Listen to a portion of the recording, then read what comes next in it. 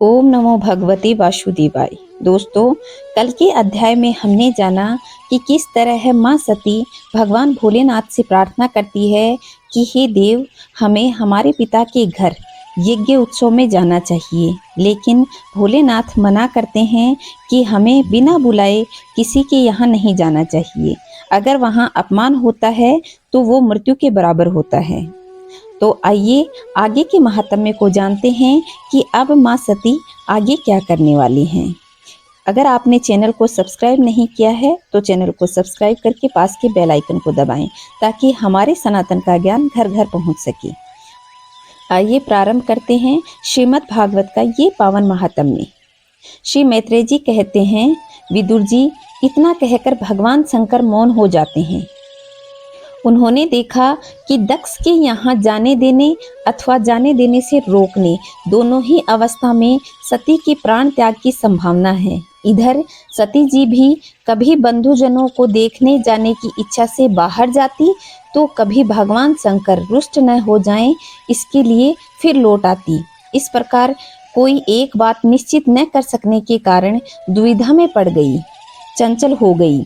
बंधुजनों से मिलने की इच्छा में बाधा पड़ने से वे बड़ी अनमनी सी हो गई। स्वजनों से स्नेहवश उनका हृदय भर आया और वे आंखों में आंसू भरकर अत्यंत व्याकुल होकर रोने लगी। उनका शरीर थर थर कांपने लगा और वे अप्रतिम पुरुष भगवान शंकर की ओर इस प्रकार रोषपूर्ण दृष्टि से देखने लगी कि मानो उन्हें भस्म कर देगी। शोक और क्रोध ने उनके चित्त को बिल्कुल बेचैन कर दिया था तथा स्त्री स्वभाव के कारण उनकी बुद्धि भी मूढ़ हो गई थी। जिन्होंने प्रीतिवश उन्हें अपना आधा अंग तक दे दिया था, उन सत्पुरुषों के प्रिय भगवान शंकर को भी छोड़कर वे लंबी लंबी सांस लेती हुई अपने माता पिता के घर चल दी। सती को बड़ी फुर्ती से अकेली जाती देख श्री महादेव जी ने मणिमान और मद आदि हजारों सेवक भगवान के वाहन ऋषभराज को आगे कर तथा और भी अन्य पार्षदों और यक्षों को साथ ले बड़ी तेजी से निर्भय पूर्वक उनके पीछे हो गए। उन्होंने सती को बैल पर सवार कर दिया और मोना पक्षी, गेंदे, दर्पण और कमल आदि खेल की सामग्री, श्वेत छत्र, चंवर और माला आदि राजचिन्ह और दुदुम्बी, शंख और बांसुरी आदि गाने बजाने के सामान से सुसज्जित हो वे भी उनके साथ चल दिए। तदंतर सती अपने समस्त सेवकों के साथ दक्ष की यज्ञशाला में पहुंची। वहां वेद ध्वनि करते हुए ब्राह्मणों में परस्पर होड़ लग रही थी कि सबसे ऊंचे स्वर में कौन बोले। सब और ब्रह्मर्षि देवता विराजमान थे तथा जहां तहां मिट्टी, काठ, सोने, लोहे, डाब और चर्म के पात्र रखे हुए थे। वहां पहुंचने पर पिता के द्वारा सती की अवहेलना हुई। यह देख यज्ञकर्ता दक्ष के भय से सती की माता और बहनों के सिवा किसी भी मनुष्य ने उनका कुछ भी आदर सत्कार नहीं किया। अवश्य ही उनकी माता और बहनें बहुत प्रसन्न हुई और प्रेम से गदगद होकर उन्होंने सती को आदर पूर्वक गले लगाया। किंतु सती जी ने पिता से अपमानित होने के कारण बहनों के कुशल प्रश्न सहित प्रेम पूर्ण वार्तालाप तथा माता और मौसियों के सम्मान पूर्वक दिए हुए उपहार और सुंदर आसनों को स्वीकार नहीं किया। सर्वलोकेश्वरी देवी सती का यज्ञ मंडप में तो अनादर हो ही गया। उन्होंने यह भी देखा कि उस यज्ञ में भगवान शंकर के लिए कोई भी भाग नहीं दिया गया और पिता दक्ष उनका बड़ा अपमान कर रहा है। इससे उन्हें बहुत क्रोध हुआ। ऐसा जान पड़ता था मानो वे अपने रोष से संपूर्ण लोक को भस्म कर देंगी। दक्ष को कर्म मार्ग के अभ्यास से बहुत ही घमंड हो गया था।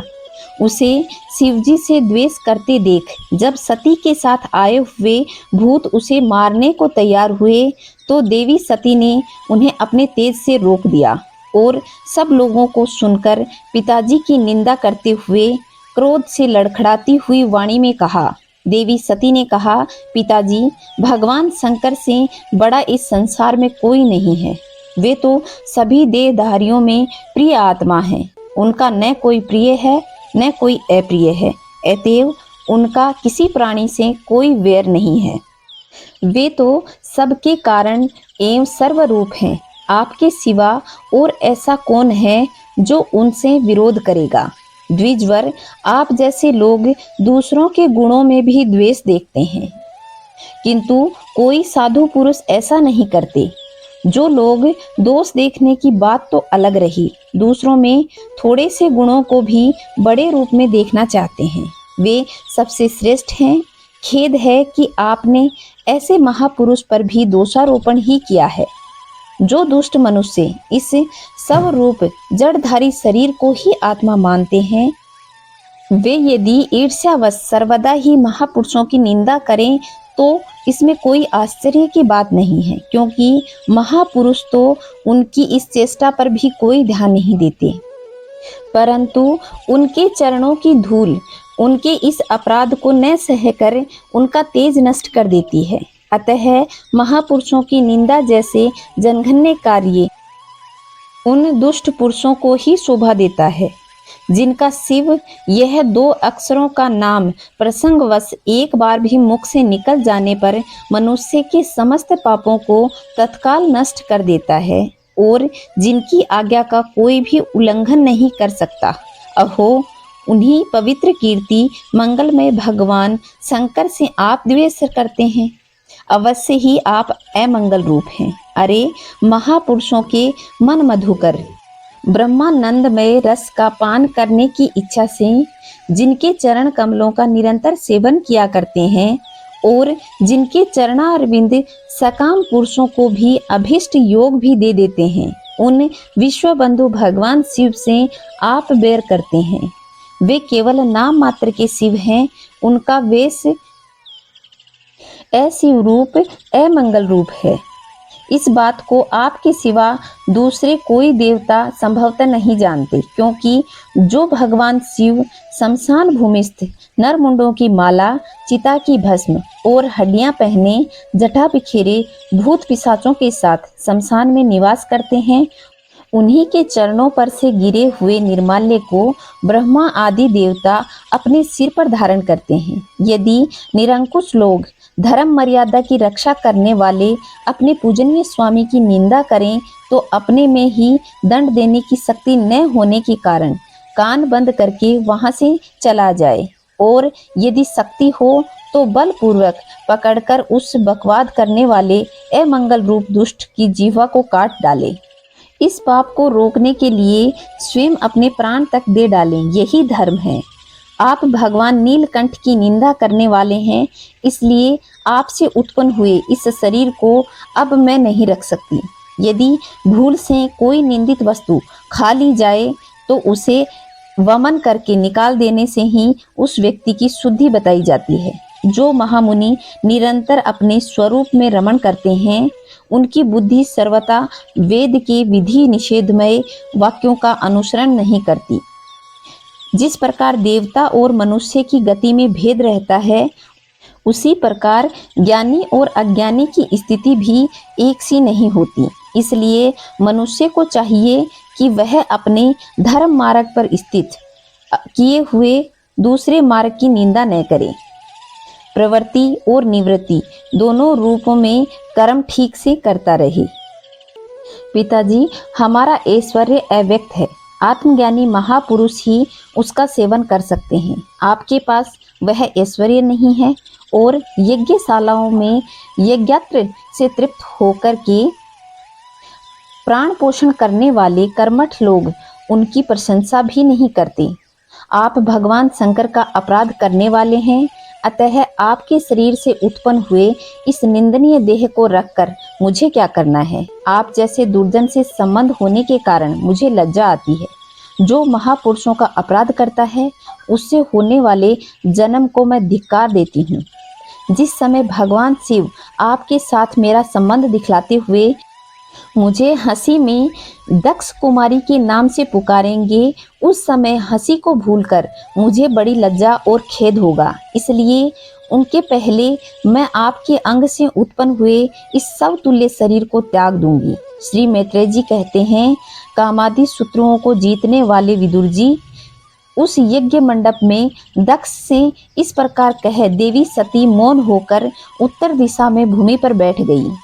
उन्होंने आचमन करके पीला वस्त्र ओढ़ लिया और आंखें मूंद कर शरीर छोड़ने के लिए योग मार्ग में स्थित हो गई। उन्होंने आसन को स्थिर कर प्राणायाम द्वारा प्राण और अपान को एक रूप करके नाभि चक्र में स्थित किया। फिर उदान वायु को नाभि चक्र के ऊपर उठाकर धीरे धीरे बुद्धि के साथ हृदय में स्थापित किया। इसके पश्चात अनिंदिता सती उस हृदय स्थित वायु को कंठ मार्ग से भ्रुकुटियों के बीच ले आई।